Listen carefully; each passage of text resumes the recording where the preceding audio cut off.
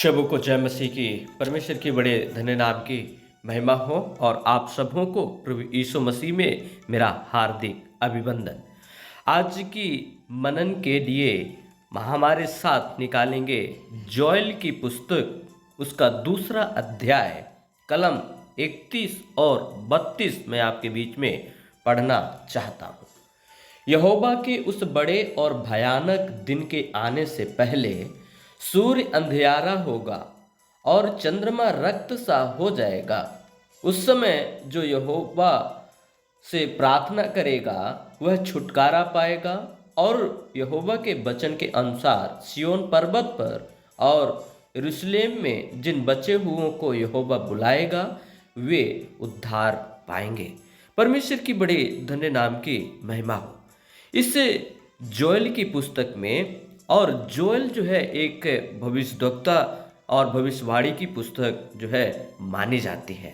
और हम जोएल की पुस्तक में हम बात करते हैं यहाँ पर कि यहोवा का वो जो भयानक दिन आने वाला है। मेरे प्रियो, यहोवा का भयानक दिन निकट है। ये बात जो है जोएल की पुस्तक में 5 बार जो है जिक्र किया गया है। और जैसे कि हम देखते हैं जोएल की पुस्तक में उसका पहला अध्याय 15 कलम में इस प्रकार लिखा है, उस दिन के कारण हाय, क्योंकि यहोवा का दिन निकट है, वह सर्वशक्तिमान की ओर से सत्यानाश का दिन होकर आएगा। मेरे प्रियो, और हम देखते हैं जोएल की पुस्तक में दूसरा अध्याय का कलम 1 में भी इस बात को हम देखते हैं कि यहोवा का दिन आता है वरन वह निकट ही है।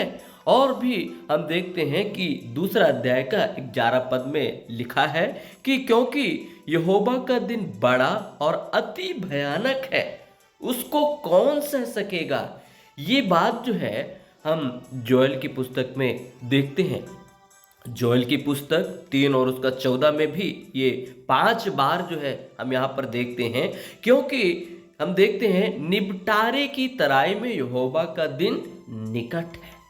मेरे प्रियो, ये 5 बार जो जोएल की पुस्तक में जिक्र किया गया है, ये भविष्यद्वक्ता जो है इस भविष्यवाणी का जो मुख्य विषय जो है बताया है। मुख्य सार यही है कि यहोवा का दिन एक भयानक का दिन है, वो आने वाला है।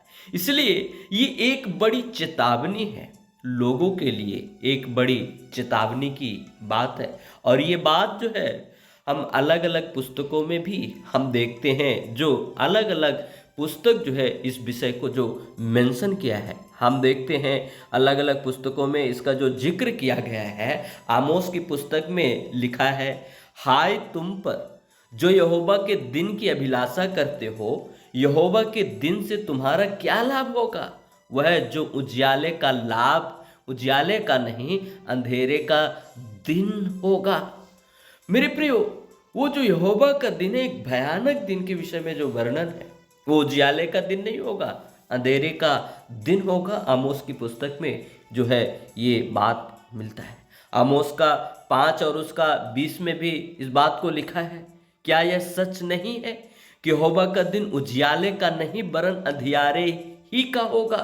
हाँ, ऐसा घोर अंधकार जिसमें कुछ भी चमक ना हो।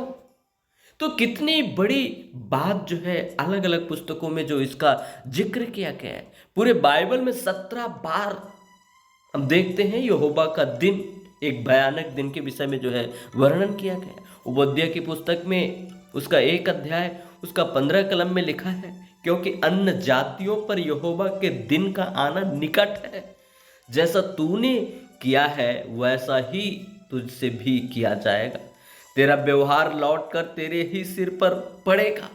मेरे प्रियो, और भी हम देखते हैं कि जो यशायाह उसका दूसरा अध्याय का 12 कलम में लिखा है, क्योंकि सेनाओं के यहोवा का दिन सब घमंडियों और ऊंची गर्दन वालों पर और उन्नति से फूलने वालों पर आएगा और वे झुकाए जाएंगे।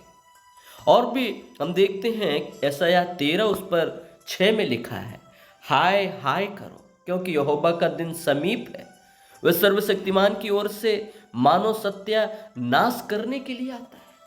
मेरे प्रियो, कितनी गंभीर बात है।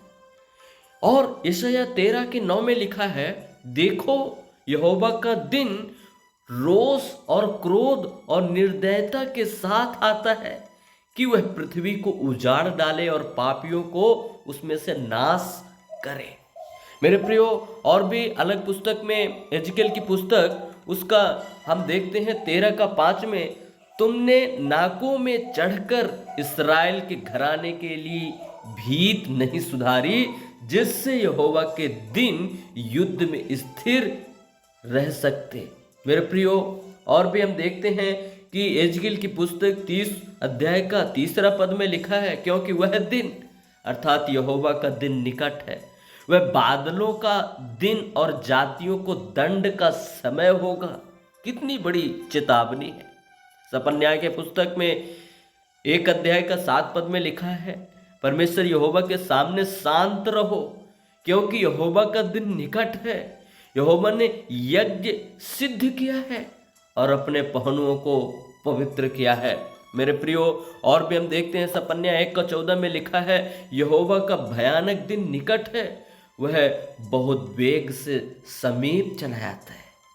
यहोवा के दिन का शब्द सुन पड़ता है, वह वीर दुख के मारे चिल्लाता है। मेरे प्रियो, और भी आप देख सकते हैं कि इस विषय में यहोवा का दिन जकरयाह के उसमें पुस्तक में लिखा है 14:1 में, सुनो यहोवा का एक ऐसा दिन आने वाला है जिसमें तेरा धन लूटकर तेरे बीच में बांट लिया जाएगा। मेरे प्रियो, कितनी गंभीर बात है। हम देखते हैं कि मलाकी का 4 उसका 5 पद में लिखा है, देखो यहोवा के उस बड़े और भयानक दिन के आने से पहले मैं तुम्हारे पास एक नबी को भेजूंगा। मेरे प्रियो, कितनी बड़ी सुंदर बात है, कितनी बड़ी एक सुनहरा बात है कि यहोवा का दिन आने वाला है। मेरे प्रियो, और उस दिन से हम कैसे बच सकते हैं? हमारे लिए जोएल की पुस्तक में 2 अध्याय का 32 कलम इस बात को बताता है, उस समय जो कोई यहोवा से प्रार्थना करेगा, बचने के लिए एक ही उपाय है, जो कोई यहोवा से प्रार्थना करेगा। प्रार्थना का अर्थ है, हम देखते हैं नए नियम में, हम देखते हैं रोमियो 10 उसका 13 में, जो कोई प्रभु का नाम लेगा वो नाश नहीं होगा परंतु उद्धार पाएगा। मेरे प्रियो, जो कोई यहोवा से प्रार्थना करेगा, प्रार्थना करने का मतलब अपने पाप को स्वीकार कर लेना, अपने पाप को कबूल करके उस महान परमेश्वर को स्वीकार करना जिसने हमारे लिए संसार में आया, हमारे पाप को अपने ऊपर लेकर कलवरी की क्रूस पर मृत्यु दंड सह लिया। उस महान परमेश्वर को स्वीकार करना, अपने मुंह से उसको प्रभु जानकर अंगीकार करना, ये प्रार्थना का विषय यहाँ पर बताता है। तो जब हम इस प्रकार का जो प्रार्थना करेंगे तब हमें वहाँ पर लिखा है वह छुटकारा पाएगा, वो पापों से छुटकारा पाएगा और यहोवा उसको बुलाएगा और उसे उद्धार देगा। कितनी बड़ी सुंदर बात लिखी है, इसलिए परमेश्वर के वचन में लिखा है। मेरे प्रियो, ये अवसर यदि आज आपको मिला है, आज आपके पास समय है, मेरे प्रियो देर ना करें।